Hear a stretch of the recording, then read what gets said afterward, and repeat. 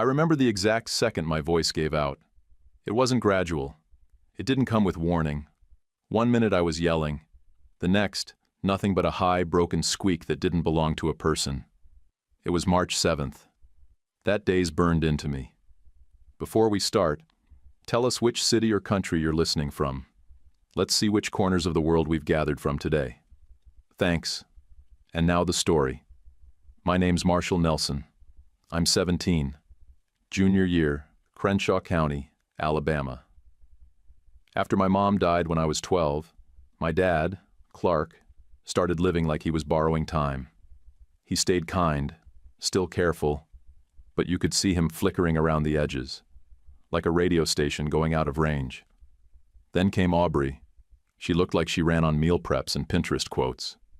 That tight, bright smile, the expensive blouse made to look casual, her voice all fake soft like a dentist talking through a root canal. She married Dad just 14 months after Mom's funeral.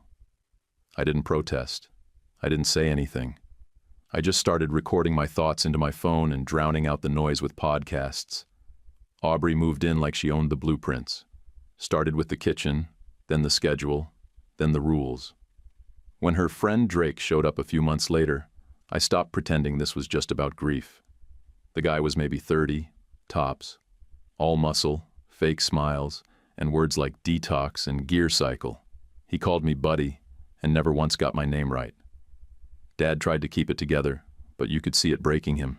He forgot stuff, little things, like where he left the remote, then worse stuff, like turning off the stove. Some nights, he'd sit in his work boots on the porch for hours, just not moving. That day in March, I was coming up the stairs when Aubrey caught me on the second-floor landing. She had a stack of mail in her hand, slammed it into my chest, and said, "You're sucking this house dry." I stared at her. I hadn't said a word to that woman in weeks. Not one. But something in me cracked. So I said, "Don't talk to me like that." First time I raised my voice since Mom died. It came out hard. Aubrey stepped back, pointed over the balcony railing like she was marking off territory. Then Drake showed up behind her with his arms up like some bad referee. "Hey, we're just teaching boundaries here," he said, smirking like it was a game. Dad came in behind me, stopped cold when he saw my face. I backed up. Aubrey stepped forward, fast, 2 steps, like she might shove. My chest locked up. I couldn't breathe right, couldn't think. The edges of everything narrowed. My throat closed like a door slamming shut. I tried to yell. Nothing came out. I reached up, grabbed my neck, bent forward, and gasped. Dad rushed to me, saying my name. "Marshall! Marshall, hey, look at me!" I couldn't answer. I physically couldn't. Aubrey stood there with her arms crossed, then took a breath and gave this syrupy fake smile. "Maybe you need some water, sweetheart?" The look in her eyes said, "Say yes." I nodded, barely. At the ER, the doctor called it psychogenic aphonia. Said it was like my body flipped a circuit breaker. Voice gone. No damage, no infection, just gone. They gave us a therapist referral and sent us home. Dad cried in the parking lot, blamed himself. I grabbed a gas receipt and wrote, "Not your fault." He folded it into his wallet like it was gold. 3 months later, Dad had a blood pressure spike that knocked him off his feet. He went downhill fast. By June, he was gone. He'd set up a trust before he died. Everything went to me. The trust was managed through First County Bank. Aubrey was named guardian of my person, not the money. Any withdrawal needed a signed affidavit that it was for my education or basic living expenses. The court approved her as temporary guardian, pending review. Her face in court was all damp tissues and polite sobs. Drake moved in 2 weeks later. He sold Dad's tools on Facebook and started using phrases like growth equity while eyeing my college fund. I kept my head down, switched from voice notes to a text-to-speech app that made my words sound normal. I filled notebooks, but the house didn't feel like mine anymore. It felt like a hotel where the front desk wanted me gone. By July, The house felt more like an obstacle course than a home. Aubrey started running mornings like some wellness cult leader.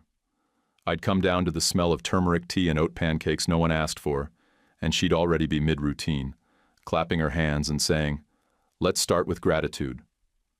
Drake sat at the table in compression sleeves, scrolling his phone while pretending to stretch. Aubrey made me swallow horse pill vitamins and told me to write down one thing I was thankful for. Every morning. No eye contact, just the clipboard shoved toward me. She told people at church that I'd chosen silence for reflection. She made it sound like I was doing some spiritual detox, like my voice was a fast I'd picked from a retreat menu. They nodded. They believed her. Meanwhile, Drake started pitching a new business idea, Rogers Method Movement Labs. He printed out brochures with pixelated abs and fake testimonials, said it was next-gen wellness meets legacy coaching. I didn't care what he called it, until I found the paper. One afternoon, while looking for my calculator, I opened a drawer in the downstairs desk and found a half-printed statement from First County Bank. It showed a transfer, $93,400, out of my trust, labeled short-term investment to family health enterprise. I froze, snapped a photo, folded the printout, and shoved it under my mattress. After that, every smile from Drake looked like a thief holding the door open. Aubrey and Drake weren't just older and younger. They were misaligned. She treated him like a brand, and he treated her like a coach who hadn't read the playbook. In front of her, he nodded and flexed and said, "Yes, babe." Alone with me, he'd dropped the act. He once said, "Being quiet suits you, honestly," then laughed like I was part of the joke. They gave me nothing. No allowance, no lunch money, not even bus fare some days. Aubrey said, "Adversity builds grit." I packed sad sandwiches in a brown bag and ate in the library between classes. Teachers thought I was some kind of academic monk. Really, I was just trying to make it through the day without thinking about how much peanut butter I had left. Mr. Delgado, my civics teacher, was the only one who looked twice. "You okay?" he wrote on a sticky note. I gave him a thumbs up. Next class, another note. "You like podcasts?" I nodded. He passed me a folded list, interviews with veterans, linguists, old-school talkers who knew how to hold an audience. That list became my playlist. It kept my head from falling apart. At night, I typed entries into a private app that read them back in a neutral voice. I called it Silent Days. It wasn't a blog. No one saw it. Just a digital voice reading my words back to me like proof I still existed. On July 16th, Aubrey staged a family meeting, the kind where only two people get to speak. She sat at the head of the table with a mug that said, "Mom Mode On," and smiled like she was about to solve poverty. "We're a unit now," she said. "No more sulking." She pointed at me with her nail tapping the wood. Drake leaned back, arms folded, and asked, "You ever try smiling, man? Sometimes that's all it takes." I stared at the table. My hands shook under it. I counted the wood grains and didn't answer. 2 mornings later, she barged into my room waving a broken plate, claimed she found it under my bed. I hadn't seen that plate in my life. She told Drake I was careless, told me I broke things to manipulate sympathy. Then she banned backpacks, said I could carry schoolwork in a clear plastic folder for accountability. I needed out. I started sweeping up at Hannigan's Auto Spa on Route 9, 3 afternoons a week, behind the vacuums and vending machines. The cash came under the table, no questions asked. Hannigan had known my dad from way back, never said much, but gave me nods that felt like lifelines. One Thursday near closing, he called me over to the counter. Didn't say anything at first, just handed me a small envelope, sealed with old tape. My name was written on it in Dad's handwriting. "Your father left this here last spring," he said. "Said to give it to you if you stuck around long enough." I held it for a second, couldn't even open it right then. My hands wouldn't stop shaking. I waited until I was behind the wash bays, sitting on an overturned bucket. Tore the tape. Inside, one letter, one small brass key. The letter was short. It said if anything ever felt off, anything at all, to contact a county youth advocate named Zoe Adams. She was friends with a guy named Travis Stewart. Dad wrote, "He's stubborn, but he keeps his word." The last line read, "You're not a burden, kiddo. You're my win." I read it 4 times, tucked the paper inside a paperback novel, and looped the brass key onto a shoelace I wore under my shirt. After that, I stopped thinking in weeks. I thought in days. I bought a magnet chart from the dollar store with smiley faces on it and stuck it to the side of the fridge. Every night I made a check mark. One for surviving, one for not screaming. That was the scoreboard now. Quiet wins. No one noticed the marks. Aubrey just told guests I was in a season. I didn't care. I had my check marks. I had the key. And I had a name, Zoe Adams. That was the start of the plan. 2 days later, Aubrey offered a scenic drive west. Before the closed gate, she pulled over, took my phone and wallet for focus, and told me to step out and think. The road sank to mud fast. Ranger nudged the vest against me again, harder this time. I got the message. My fingers barely worked, but I got my arms through the holes. It was high-vis orange, soaked from his mouth, stiff with grit and bark. A plastic tab on the shoulder blinked a small green light. I sat there, soaked through, heart trying to punch out of my chest. Mud dripped off my arms, squishing inside my shoes. My breath came in shallow hits, like I was trying to drink air through a straw. Ranger circled once, then dropped into a sit, head up, ears twitching toward the trees. Somewhere far off, I thought I heard a motor, but it didn't last. Just the woods again. Bird chatter, leaves moving, the kind of silence that presses down on your shoulders until you can't think straight. I hauled myself up on all fours and leaned against the root like it was the last piece of land on earth. My hands were shaking too much to wipe my face.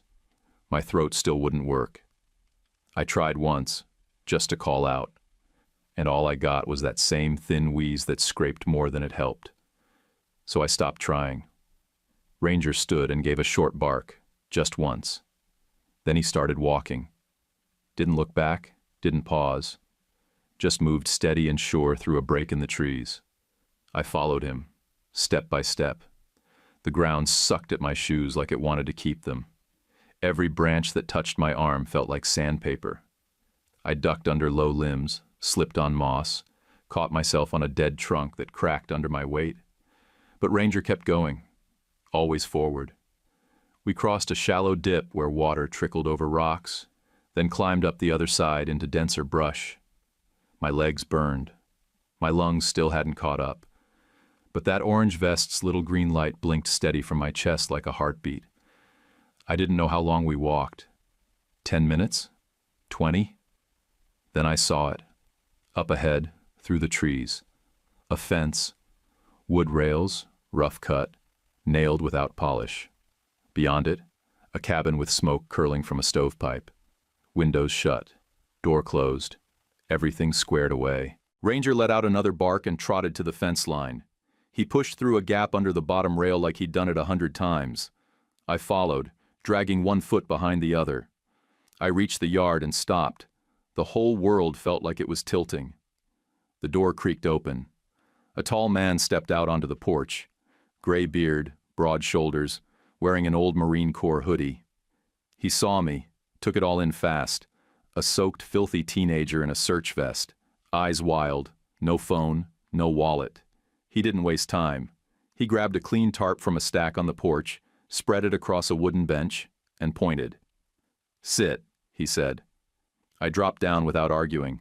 My legs were done. He handed me a canteen. Sip slow. I drank like I hadn't seen water in days. "Name's Travis Stewart," he said, watching me close. "This is Ranger's place. You're safe now." I reached into my pocket for my phone. It was still there somehow. I pulled up my notepad app and typed, "Can't talk. My name's Marshall." He nodded once. "Got it." He stepped back inside, came out a moment later with a towel, a pair of old sweatpants, and a flannel shirt. "Change, no rush. When you're warm, we'll we'll talk." He pointed to a metal spigot and a basin. I stripped off the worst of the muck behind the cabin wall, rinsed fast with water that felt like melted ice, and put on the clean clothes. My legs were cut up. I didn't care. They were mine again. Back on the bench, I held my phone up, typed, "She left me," took my phone and wallet, said it was a lesson. He looked at me hard, not shocked, not angry, just focused. "She who?" I typed fast. "Aubrey, step-parent, guardianship only." He nodded like he already figured that. "Vehicle?" "Silver Yukon, cracked tail light, CrossFit sticker." "Got it." He pulled a notebook from a drawer just inside the cabin. The front said incident log in bold block letters. He started writing. I reached into the flannel pocket, pulled out Dad's letter, and handed it to him. He scanned it fast, his jaw tight. "Zoe Adams. Yeah, we go back. And your dad? Solid man." He tried to prep for the worst. Ranger sat beside me like a bodyguard, nose twitching every time I moved.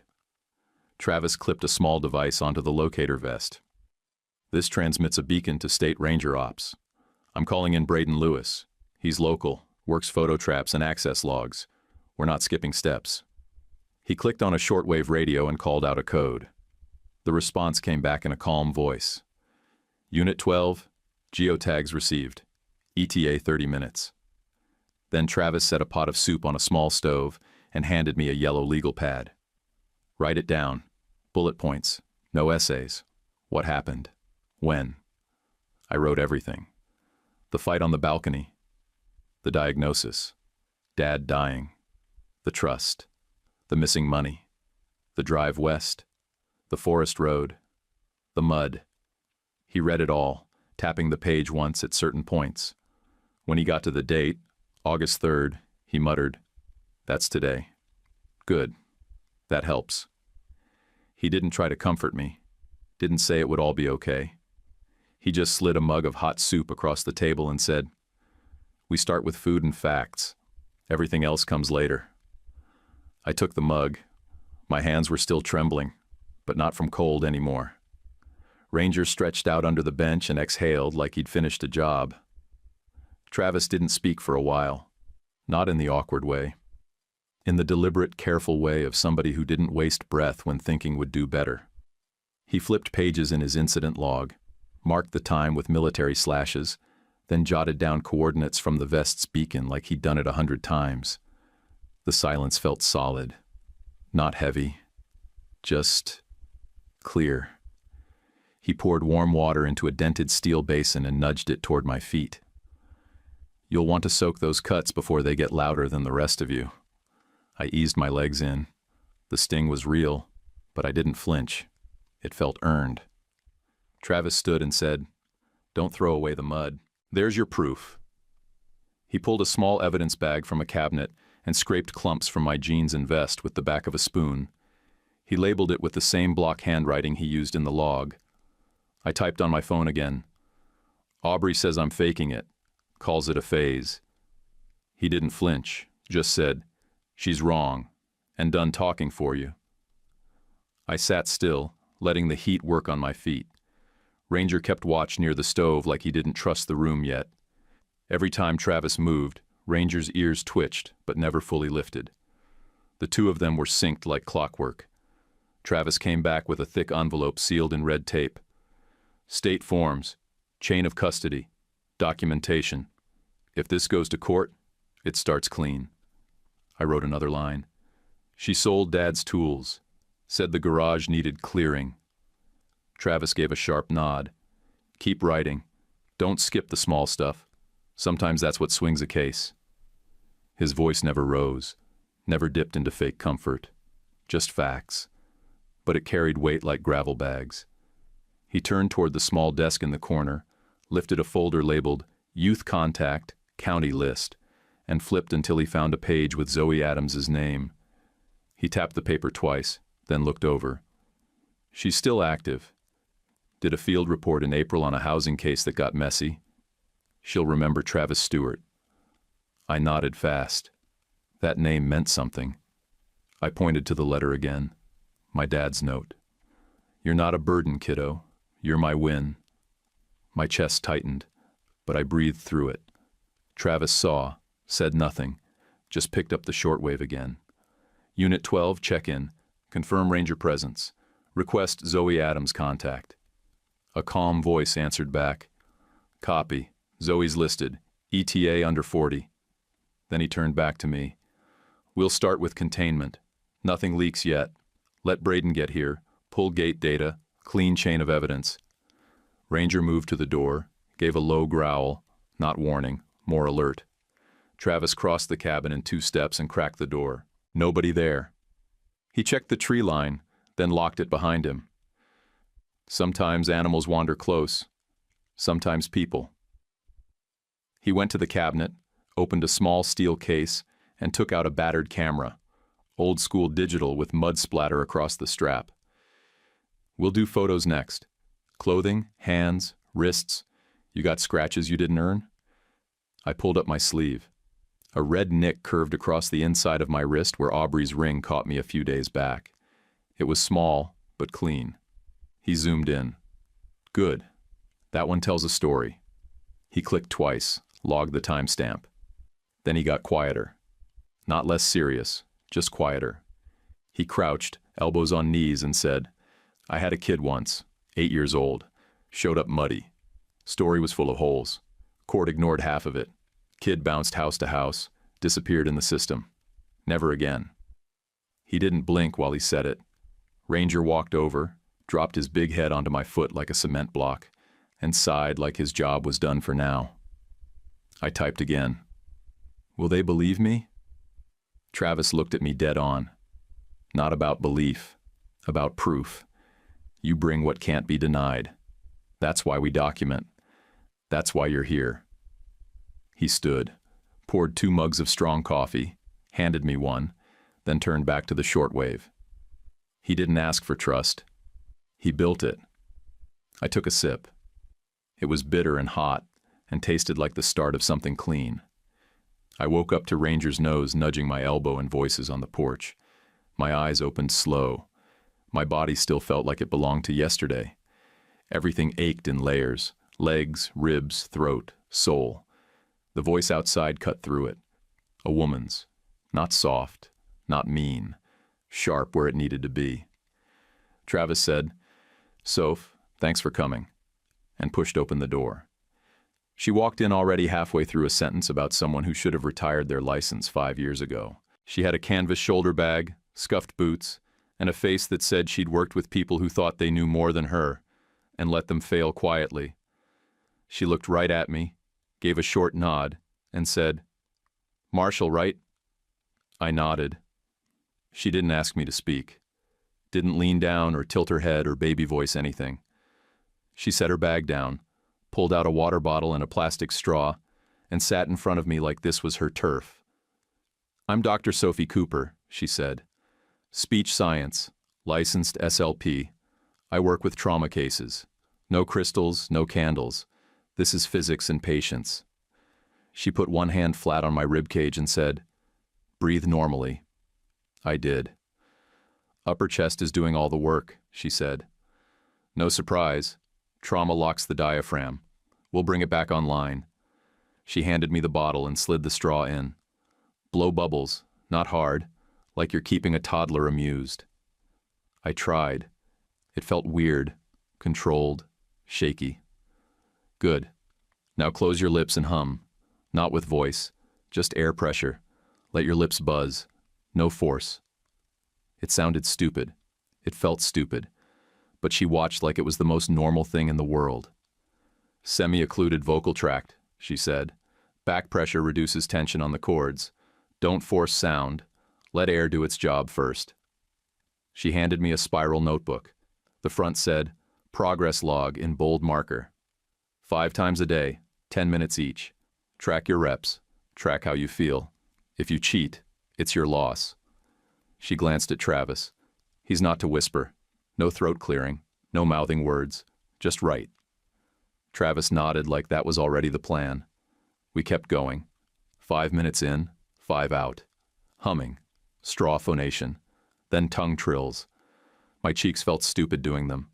My brain screamed stop, but my body followed through anyway. She showed me how to find the voice box. 2 fingers, gentle massage, lateral pressure. Stop if you feel panic. We'll back off. Then she stood. Now we wait. Body needs rest between sets.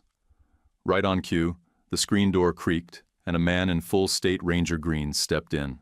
Tall, early 40s, steady eyes and quiet hands. He carried a cooler and a small tech case. "Braden Lewis," he said, nodding at me, then at Travis. "Loner signal received." He pointed at the vest I still wore. "Good thinking, Trav. Pulled a photo trap at 1217. Caught a silver Yukon past the gate. Plates partial. PTS-8. Last 2 are blurry." He laid the photo down on the table. It showed a grainy front end moving past a posted sign with clear weather and no reason to be there. He pulled out a ruler and measured the mud stains on my jeans from knee to mid-thigh, then took close-up shots with a timestamp overlay. "Can you point to where you got stuck?" he asked. I nodded and pointed at a forest map laid across the table. Travis leaned over my shoulder. "Probably here," he said, tapping a dip near a marked gully. "It drops fast past the thicket. Matches what the kid wrote." Dr. Cooper wasn't impressed with any of it. She'd already started packing her bag again. "Exercises stay consistent," she told me. 5 sets daily, no extras. Your larynx isn't a punch clock. She stuck a post-it to my progress log. "No shortcuts. Talk later." That's when the knock hit the door. 2 short, 1 long. Ranger's ears went up. Travis opened the door slow. A woman walked in like she didn't need permission. Tall, braided hair pulled back tight. Blazer over jeans. County ID clipped to her bag. Eyes that skipped politeness and went straight to reading every inch of the room. "Zoe Adams," she said. She hugged Travis with a single arm, shoulders stiff like they'd done this before, and didn't like the reason. "We have to stop meeting like this," she muttered. Travis motioned to me. "Marshall Nelson, 17, voiceless since March, pulled from a ditch this morning, left by a guardian." Zoe looked me over, quick but sharp. "You able to write?" I was already typing. Fast, details pouring out in clipped bursts. Road, car, no wallet, no phone, mud, no sound. She read everything, lips pressed tight. "Emergency placement," she said, pulling her tablet from her bag. "Temporary custody to Travis pending review. I'll file official documents in the morning." She tapped through screens like a surgeon. "Don't leave the county. If Aubrey calls, don't answer. If Drake shows up, you call 911. Not a neighbor, not a teacher. Police." Braden looked up from his photos. "I'll try to pull dash cam," he said. "There's a shop in town, Evergreen Auto, service to Yukon Thursday with a cracked tail light. Some of those shops leave their cameras running. If she drove off the lot with audio on, we might catch it." Zoe raised one eyebrow. "If you find it, pull chain of custody forms immediately." "I know the drill," Braden said. Dr. Cooper stepped over and handed Zoe a printed plan from her folder. "Speech recovery timeline, documented exercises, structured plan. He's not fragile, just locked, but that ends here." Zoe scanned it, nodded. "You good with being our expert witness if this gets loud?" "Already planned for it," Dr. Cooper said. She turned back to me, tapped the top of the log, and said, "Every rep counts. One day you'll need the voice you're building now, and it'll be there." I nodded. She didn't wait for applause. Just grabbed her bag, nodded once at Ranger, and stepped out. The door closed behind her with a soft click. Zoe looked around, then pulled a blanket from her bag. "Until we get your room ready, you stay here. Travis is guardian of record, effective now. This place is documented, locked, covered." Travis looked at me. "You get some sleep. Plans come tomorrow." He clicked the shortwave off. Ranger laid down at the door like a statue. I opened the notebook and wrote the date on the first page, August 3rd. Then, first time I felt like maybe I get out of this. For real. Zoe drove like someone who hated wasting gas and patience at the same time. She didn't talk much on the road, just kept her hand on the wheel and her jaw tight like it helped her think straighter. We got to the county building a little after 8. She pointed at a bench outside the records office and said, "Sit. Type whatever you remember about the trust, even if it seems boring." Then she disappeared behind a wall of gray cabinets and 2 flat screens with login screens that still had Windows logos from forever ago. I opened my app and typed what I could. Dates I'd seen, the names on Dad's old letters, the term basic living and education expenses, and the fact that Aubrey never gave me a single dollar that wasn't attached to some fake character-building speech. 20 minutes in, Zoe called my name from across the room. Her voice was low and clipped. Not mad, just loaded. She pointed at the screen and said, "Your father's will is clean. The trust is clean. The guardian is not." She clicked and brought up account activity. 3 disbursements, labeled with her access ID. May 3rd, 22,000. May 26th, 35,400. June 11th, 36,000 even. All signed under the statement of short-term investment to family enterprise. I stared at the numbers, each one heavier than the last. That money, Zoe said, was supposed to cover tuition, transportation, medical, food, not fund Drake's protein powder circus. I typed fast. She said they were loans, never showed paperwork. Zoe didn't blink. The bank signed off because she certified each one as related to your education and basic well-being, which makes it legal unless proven otherwise. Then her fingers started flying over the keys. Fast. "That's financial exploitation of a minor," she said. "I'm filing now." She hit each key like it owed her money. "This is our lever." Just after 11, her phone buzzed. She checked it and said, "Braden, let's go." We drove across town to Evergreen Auto, a squat brick building with cracked pavement and a folding chair out front, like someone thought about customer service but never committed. Braden met us by the garage entrance, holding a jump drive in one hand and a clipboard in the other. "The service manager installed a new rear camera system on a silver Yukon last Thursday," he said. "Client never asked how to disable audio." We followed him into a back office where a dusty monitor played footage in a loop. He clicked the timestamp, 12:07 p.m., August 3rd. There she was, Aubrey, sunglasses on, mouth tight, one hand on the wheel. Her voice, crystal clear. "You need to think out here, without screens." Then, a pause. "Consider this a lesson, Marshall." My name, sharp as a hammer. Then the door opened on camera. Wind, trees, empty road. A 12-second pan as the Yukon drove off slow and steady. Braden paused the video. 12:17. Photo trap caught her 12 minutes later at the closed gate. Plates match. Zoe looked at the manager. "I need a signed chain of custody form and a second copy of this drive for court." He nodded like he'd already printed it. Outside, Zoe muttered. "She filed a runaway report with the sheriff at 1:10 p.m. Same day." Braden pulled that report up on his phone. He scrolled once, held it up for us to see. "She said you wandered off. Claimed she turned to look for you and you were just gone." I typed. "She watched me walk into the woods. Told me to hurry up." Braden almost smiled. Just the corner of his mouth. Facts got teeth again. Next stop was Mr. Hannigan's car wash. He was wiping down a pressure hose behind the bays when he saw me. He walked over, shook my hand hard, and said, "If your dad could see you standing here, he'd say, 'Told you the boy had steel.'" Zoe asked for the letter and brass key. I handed them over without flinching. Hannigan added, "I'll vouch for him any day. And twice on Sundays." Back at the cabin, Travis had moved a second cot into the side room and bolted a small lock on the inside of the door. "For your head," he said, "not for crime." Ranger parked himself right in front of it, head on his paws, half asleep, but still tracking the air. Dr. Cooper called in around 3. FaceTime.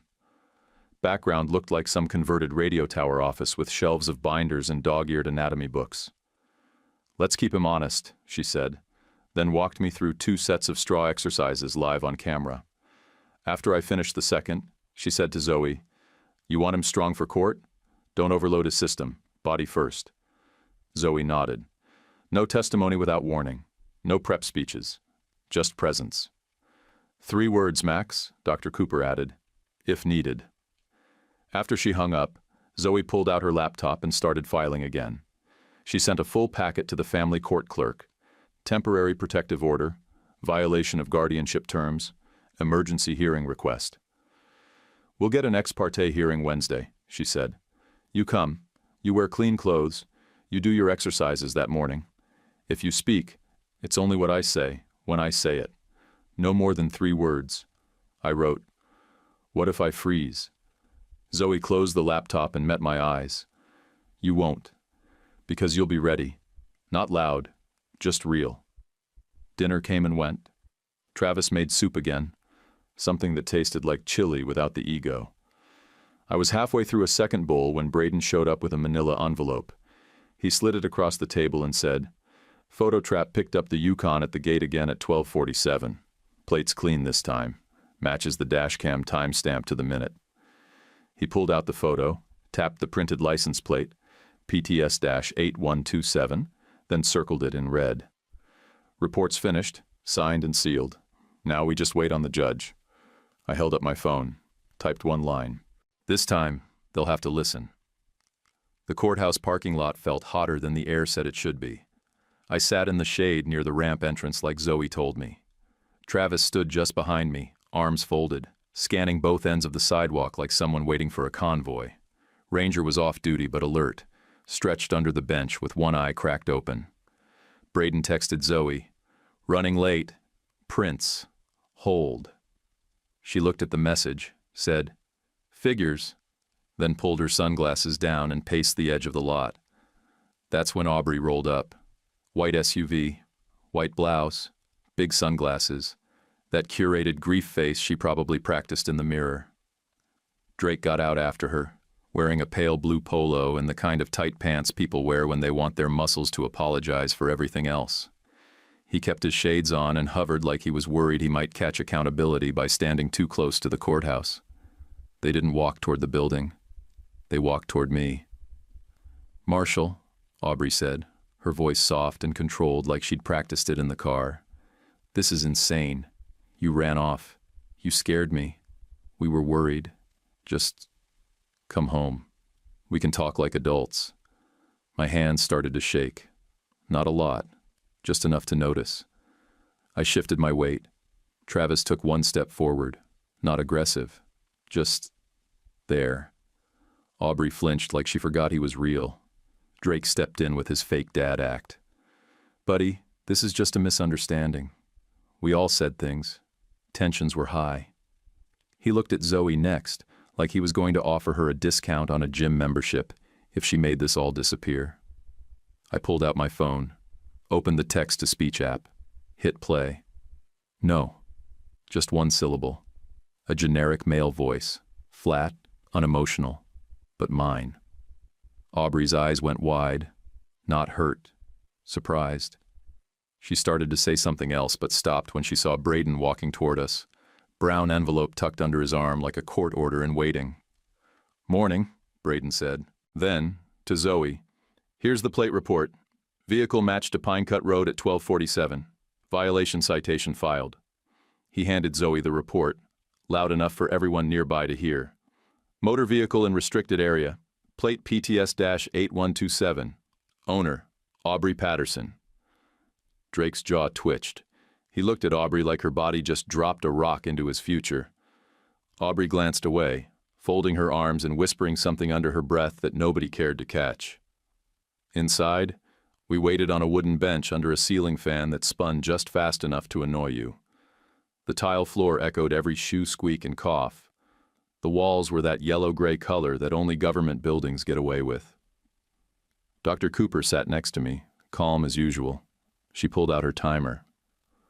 "We'll do 3 minutes of breathing, nothing forced." I inhaled through my nose. Slow. My chest moved easier than last week. On the 3rd exhale, she gave a signal, and I let out a hum. Barely there, but real. No pain. I didn't look at her. I didn't have to. I could feel the nod. Zoe handed me Dad's letter, the original. "We'll enter a copy, but this one stays yours," she said. Then she locked eyes with me. "We're doing this to fix what should have been fixed a year ago. You're not here for a redo. You're here for the real thing." I nodded. My hands didn't shake this time. In the hallway outside the courtroom, Aubrey raised her voice just enough to draw attention. "He's unstable," she said, aiming it sideways like it wasn't about me directly. Drake added, "He's run off before. Ask his teachers." Braden didn't say anything, but he clicked his pen like he just made another note. When we got called in, Aubrey's lawyer still hadn't shown. Zoe walked us in like a freight train wearing heels. The judge looked tired, but not bored. That helped. Zoe stood when addressed, handed over the petition, the dashcam footage, chain of custody, and Braden's report. She didn't raise her voice. She didn't have to. Aubrey sat stiff, arms tight against her sides. She kept glancing at the door like her lawyer might kick it open and fix things with magic. He didn't. Braden gave his report clearly. No fluff. Date, time, vehicle, plates, gate, GPS stamps. When the judge asked if the guardian had anything to add, Aubrey's voice cracked on the first sentence. "There's been a misunderstanding." Zoe raised a hand. "We request emergency order of protection, no contact for 90 days, and formal review of financial and custodial conduct." The judge granted all of it. Fast. "A temporary no-contact order is in place. The minor remains in protective custody under Mr. Stewart. Review hearing set for September 19th. Drake left before the ink dried. Didn't look back. Aubrey stayed seated a full minute too long, like her brain hadn't caught up. Outside, the sun hadn't moved. The heat felt sharper now, like the ground wanted to swallow everything. Dr. Cooper stepped beside me, holding her phone. "One soft word?" she asked. I nodded. She counted off with her fingers. "Breathe in, breathe out." I said it. "Stop." It came out like a sigh that finally remembered it was a voice. Barely a whisper, but it didn't hurt. Dr. Cooper smiled without showing teeth. "There it is." Travis didn't say anything. He just patted my shoulder once, solid and steady. Ranger leaned his whole weight against my leg like he'd been waiting to hear it too. 2 mornings later, just after 7, Zoe's phone pinged twice. She read the screen, blinked once and said, "Well, look who grew a spine." She turned it toward Travis and me. The email was from a throwaway Gmail. "I have information. Can we meet? DR." Zoe typed back with 2 fingers and 0 fluff. "Where, when, and no games." He sent back, "Hearthside Bakery, parking lot, 8:10. I'll be alone." We got there early. I stayed in the truck. Travis stayed beside me. Zoe stood by the edge of the lot, coffee in hand, back to the sun. Drake pulled in slow. No Yukon, no Aubrey. Just a 2-door rusted sedan that looked borrowed. He wore a ball cap and no sunglasses. That fake gym guy confidence was gone. He stepped up, head low, hands out like a peace offering. "I don't want trouble," he said to Zoe. I didn't think she'd go that far. The ditch thing? That wasn't supposed to happen. He pulled a thumb drive from his jacket and handed it to her. "Screenshots," he said. "Texts, voicemails, that kind of stuff." She called him dead weight, said, "The woods fix mouths. There's a voice memo too. He won't talk after today. That one's her. You'll know." Zoe didn't blink, just said, "Go on." Drake pulled out a printed packet next. "This is the deck for Rogers Method Movement Labs. The testimonials are fake. The charts are ripped from other companies. She built the pitch. I just helped record a few clips. The money went to one account. She controlled it. I got a stipend. $400 a week, gym expenses covered." Zoe wrote everything down in a small black book and didn't say thank you. "You flipping on her?" Travis asked, arms crossed. Drake sighed. "I'm flipping for myself. She'll drag anyone under to save face." Zoe took the drive, the papers, the printouts. If this pans out, you'll get subpoenaed. We don't do secret witnesses. Drake shrugged, like that was better than getting burned. Tell your kid I'm not the reason he got left out there. I stayed back. She said she needed air. Zoe turned away. He's not your anything, but he'll know. Back at the cabin, Braden showed up an hour later with a folder full of photo traps and a smirk like he finally had ammo. He laid out the newest shot, Aubrey's Yukon leaving the closed road at 12:56. No other cars, just her. One print on the gate latch, Braden said. Thumb partial. County Tech matched the loop pattern to her license thumbprint. Not court-level solid yet, but it'll land with the rest. Travis leaned over the photo and nodded. That's 3 different angles, 2 timestamps, and dash cam audio. Pretty soon, even the smart liars shut up. Braden pulled up a video on his phone. Low resolution, just a clip. Aubrey's voice again saying, "If anyone asks, he wandered. He does that." Drake's reply, "That's not what happened." Her answer, "Grow up." Drake had forwarded himself the whole thing, in case, like even back then, some part of him knew she'd hang him out to dry. Dr. Cooper came later that afternoon with a portable therapy mat and a laminated sheet of new drills. Voiced V and Z sounds, soft hey on a breath out. 5 minutes of pre-voicing silence before anything spoken, she said. I logged 38 minutes Monday, 51 Tuesday, 46 Wednesday. She had me record them all.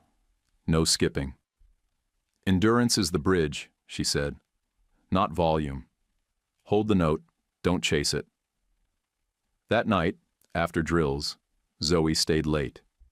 Travis made tea that looked like swamp water but smelled decent. They talked by the wood stove while I logged entries. Travis said, "You remember the Sanborn kid?" Zoe stiffened. "The one who vanished after Foster 3? "Yup," he said. "We blew it. System bounced him till he slipped through cracks and vanished into dust. His aunt begged us to do more. We ran out of time." Zoe stared at the fire. "Not again. Not this time." Her voice had that cold steel edge again. Travis didn't argue. He didn't have to. Aubrey started sending emails to the county director, calling Zoe biased and emotionally compromised. Said Travis was inappropriately involved and had no relevant qualifications. Zoe printed the emails, paperclipped them, and added them to the file like free points. "Always nice when they do the work for you," she said. Braden filed 2 new reports, one tracing the dashcam chain of evidence, the other detailing her repeated gate violations, all signed, stamped, dated. That night, I made a 4-minute silent days entry. I said, "Today I used the word stop. Felt like laying a brick." Then I whispered, "Dad, we're almost there," and put the phone away. The next day, Mr. Hannigan pulled me aside at the car wash and said, "Got something weird. Lockbox with your brass key brand. Been buried in back storage." He handed it to me, taped shut. Inside were old bank statement copies, handwritten notes, a list of 3 names, Zoe, Travis, Sophie, and one photo, me and Mom at the Crenshaw County Fair. I was 8, face painted like a tiger, holding a corn dog like a trophy. I gave Zoe the documents. I kept the photo. She looked through the papers, then circled a number in blue ink. "This connects the early withdrawals. We can prove intention now." Later that night, she added one line to the hearing schedule. Hearing, September 19th. Time, 11 a.m. "We'll do this clean," she said. "No theatrics, no flame throwing. Just the facts, heavy and neat." Travis grunted once. The veteran version of "good plan." Ranger started nudging my elbow whenever I got tense. At night, he curled up on my feet and stayed there like he was plugged into my pulse. The family courtroom felt smaller than I expected. No raised bench like TV, no echo. Just a tired judge and wireframe readers, worn carpet, and folders stacked like bricks across the clerk's desk. Zoe sat next to me at the petitioner's table, suit pressed, hair tied back like nothing could touch her. Travis stayed 2 rows behind us, calm but ready. Ranger settled under the bench, head on his paws, still and solid. Across the aisle, Aubrey had a lawyer this time. He looked expensive in a bored kind of way. His shoes probably cost more than what she pulled from the trust in a week. Aubrey sat stiff beside him, white blouse pressed tight across her shoulders. She didn't look at me. Drake slipped in last. No sunglasses. Clean-shaven. Sat on the aisle like he might need a quick exit. He didn't make eye contact with anyone. The judge called the case. Zoe stood first. She laid it all out. Will, trust, dates, responsibilities. No drama, just facts. She presented the 3 transfers, $22,000, $35,400, $36,000 even, each one signed under temporary guardian certification. She paused just long enough to let the weight of it hit. "This is financial abuse," she said flat. "A guardian redirecting trust funds for personal enterprise under false pretense. The record confirms it. The bank confirmed it. The victim lived without food or transportation while his money funded a fraudulent business." The judge didn't interrupt, just wrote steadily, one hand flipping between documents. Then Braden took the stand. Same posture he had at Travis's place. Straight spine, calm voice, no side talk. He explained the restricted road sign, the photo trap geotags, the timestamps, plate number PTS-8127. He detailed the chain of custody for the dash cam drive. Names, times, signatures, no guesses, just ink. Zoe played the clip. The room went still. Aubrey's voice through the speakers. "You need to think out here, without screens." Then, "Consider this a lesson, Marshall." My name, her tone, right before the door opened. The courtroom didn't move for 5 full seconds. You could hear someone shifting in a chair near the back. Aubrey stared at the table like she could change gravity by thinking hard enough. Drake got called next. He cleared his throat once before answering the oath. He said Aubrey drove me out there. Said she took my phone, my wallet. Said he warned her. Said he panicked when she came home without me. He slid over the investor PDF, the text screenshots, and the audio messages. Said, "I didn't make it right, but I'm trying to now." He didn't look at her. Not once. Then Dr. Cooper came up. She explained psychogenic aphonia in clean, simple words. Reflex, muscle memory, trauma response. She outlined my progress log. Hours logged, reps completed, symptoms tracked. "He's not fragile," she said. "He's disciplined. His recovery isn't a miracle. It's work." The judge nodded slowly. Then he looked at me. "You don't have to speak, young man." Zoe gave a tiny nod. Dr. Cooper did too. I leaned into the mic. Just 2 words. "I'm okay." Quiet, steady, real. Aubrey blinked hard like something snapped in her memory and didn't go back together right. Travis went last. He kept it short. He said he found me in the woods, muddy, shaking, unable to speak. Logged every fact. Called the right people. Opened his home. Provided stability. He didn't list anything that wasn't true. Nobody needed him to stretch it. Even Ranger's presence did the rest. Calm, patient, alert. You didn't need to see the rescue. You could feel it. Aubrey's lawyer tried to redirect. Said I had a history of disappearing. Called me unstable. Said I might have exaggerated the trauma. Zoe stood and handed the judge the sheriff's report time-stamped 1:10 p.m. Then the dash cam clip logged at 12:17. Braden said, "The gate is closed for safety reasons," and let it sit there like a nail in the floor. The judge leaned back. He removed his glasses. "Guardianship is hereby revoked," he said. "Ms. Patterson is ordered no contact with the minor for a period of 12 months. Temporary guardianship is awarded to Mr. Travis Stewart, pending full home study and agency report. A restitution hearing is set for October 24th. Misused trust funds are to be returned. Financial conduct will be referred to the district attorney for further review." The last thing he read aloud was quiet. "Search and rescue dog assisted in rescue." Braden smirked. Ranger didn't move. Dr. Cooper reached over and squeezed my shoulder once, quick and firm. Zoe let out a long, slow breath, the kind you don't even realize you've been holding until it finally leaves. I heard it. So did Travis. The cabin never tried to be anything it wasn't. That's what made it work. No slogans stitched on pillows, no empty speeches. Just the right hook by the door where my hand landed without thinking, and coffee that didn't need sugar to mean something. Travis didn't hover. He checked what needed checking, then got out of the way. Ranger stopped tailing me like a bodyguard and started drifting into whatever room I was in like gravity had changed. He'd sleep half on my foot and grunt if I moved too much. I did the work. Every day, 5 sets minimum. Straw phonation, lip trills, voiced consonants, hums that tickled my teeth. Dr. Cooper added jaw release and light massage down the side of my neck when the tightness kicked in. She never called it therapy. She called it progress. One time, after a clean 5-minute set, she said, "You're not broken. You're learning." That landed harder than I expected. In November, I read 2 paragraphs of a story out loud to her. Only one breath caught wrong. No freeze. She smiled. Not the kind that tries to sell you something. The kind that says, "Keep going." The home study passed without any drama. Travis had cleaned more than usual, which meant his boots actually stayed by the door, and he didn't let Ranger lick the inspector.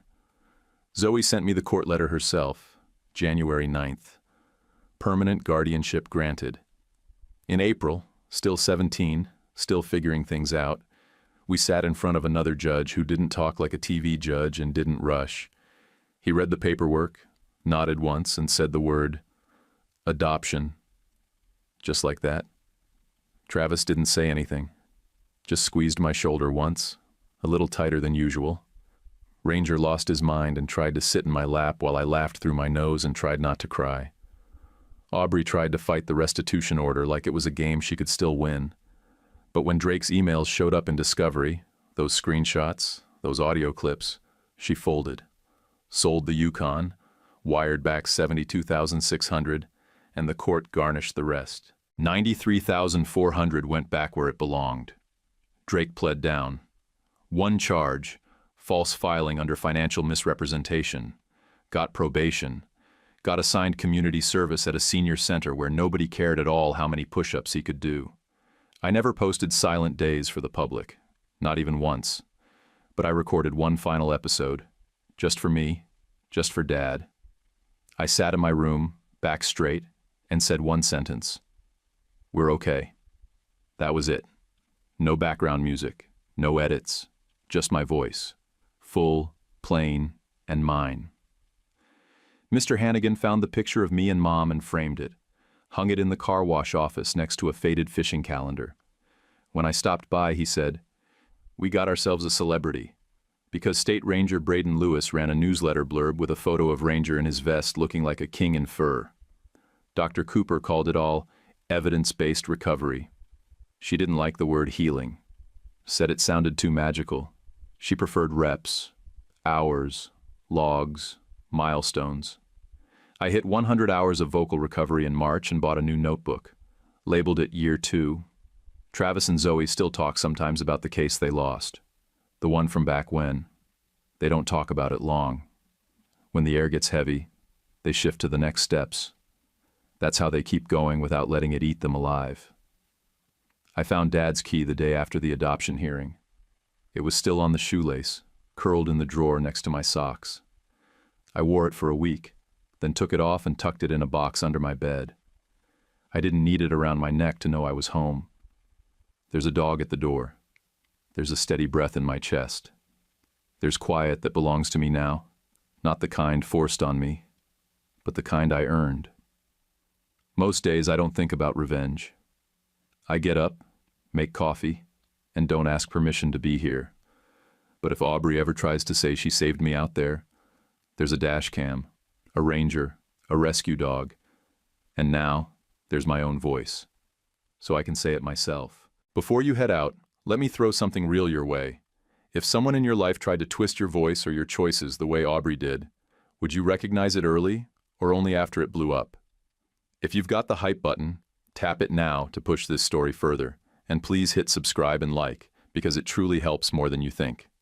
Drop a quick comment, anything from good story to your own take, so I know you're here. Love you guys.